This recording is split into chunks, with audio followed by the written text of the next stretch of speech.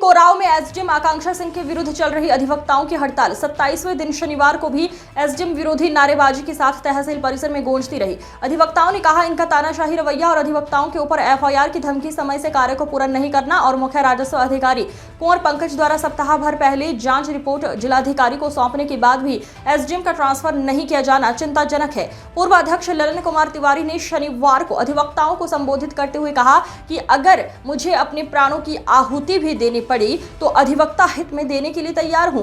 अधिवक्ता अजय तिवारी ने भी एसडीएम की कार्यप्रणाली को लेकर नाराजगी जाहिर की।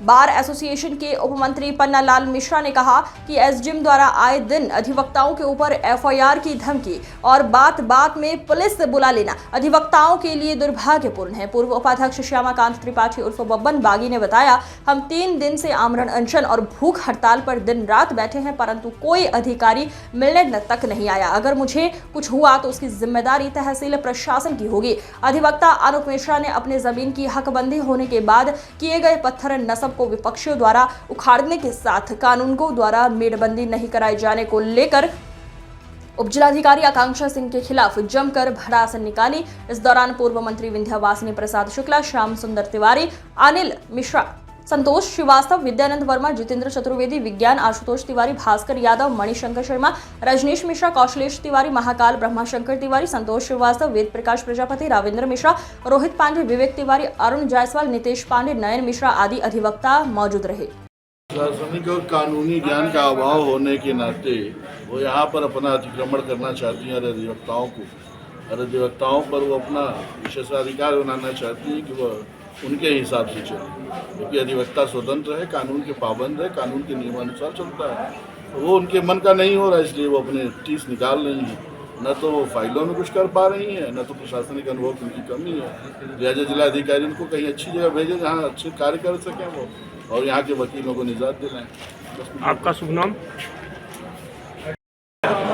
वकील साहब, एसडीएम आकांक्षा सिंह खिलाफ आपकी क्या समस्या है? इनकी रवैया एकदम नहीं सही, इसलिए कि ये अपने ही आदेश का अनुपालन नहीं करवा पा रही है। 12 वर्षों से लगातार मैं लड़ रहा हूँ। मेरा खुद का धारा 24 का मामला था और उसके बाद एक बार रेस्टोरेशन लिया गया, फिर 2024 में वो रेस्टोरेशन खारिज होकर के आदेश मेरे पक्ष में हुआ, लेकिन आज तक इनके द्वारा मेड़बंदी नहीं कराई गई, जबकि पत्थर नस्ब करा दिया गया है, पत्थर भी उखाड़ के फेंक दिया गया और अधिकारियों के विरुद्ध राजस्व निरीक्षक के द्वारा मुकदमा भी पंजीकृत कराया जा चुका है। और अधिकारियों के विरुद्ध आए दिन हमको धमकी दी जाती है कि वहाँ आओगे तो मार डालूंगा, काट डालूंगा, क्योंकि विपक्षियों की संख्या व्यक्तिगत 40-50 है और मैं अकेला हूँ। और इनके पास जब जाता हूँ तो ये बोलती हैं कि ऐसा है कि कत्तई नहीं कराऊंगी, मेरे अधिकार में नहीं है, आपको जो करना हो वो करिए, आपको जहाँ जाना हो जाइए। माननीय डीएम साहब के यहाँ भी मैं गया, वहाँ से भी एप्लीकेशन आई इनके पास, लेकिन आज तक इनके कानों में जू नहीं दौड़ी। इसके साथ साथ नाली डाटा संख्या 143 और चकमार्ग डाटा संख्या 141 भी बगल में विपक्षी भूमाफिया दबंग किस्म के जो लोग हैं वो कब्जा किए हैं। नानजेड़े 134 पर करोड़ों की सरकारी संपत्ति है, उस पर भूमाफियाओं का मकान है। आज तक ये अभियान चालू हो गया है अधिवक्ताओं के विरुद्ध। ये चाहती हैं मेरा चलेगा, अधिवक्ता चाहते हैं नियम और कानून का चलेगा। ऐसी स्थिति में अधिवक्ताओं के इनको ये तैयारी शुरू है। और हमारे गांव की खुद की मैंने एक तहसील दिवस दिया था, इन्होंने आरआई को बताया कि विद्यालय नापना और इनके बॉर्डर तक नहीं जाना है। आरआई पृथ्वीराज कहे कि मैं हदबंदी करने नहीं आया हूँ, विद्यालय की ज़मीन नापने आया हूँ। विद्यालय की बाउंड्री आधी भूमि छोड़कर बनाई गई है।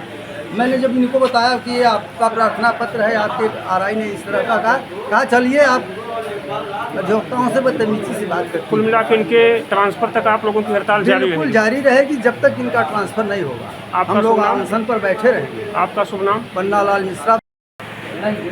जैसा कि आप लोगों का कहना था कि मैडम आए दिन अधिवक्ताओं को एफआईआर की धमकी देती हैं, और ये तो उनकी आम बात है। हिटलरशाही इसकी पूरी रिपोर्टिंग माननीय सीआरओ साहब आए थे, हमारे अधिवक्ता बंधुओं से सबसे मिल करके एक लोगों से मिले और उनकी राय को ले करके विस्तृत रिपोर्ट उन्होंने कहा था कि हम माननीय जिलाधिकारी महोदय जी को सौंपे थे, जिसको उन्होंने सौंप भी दिया है।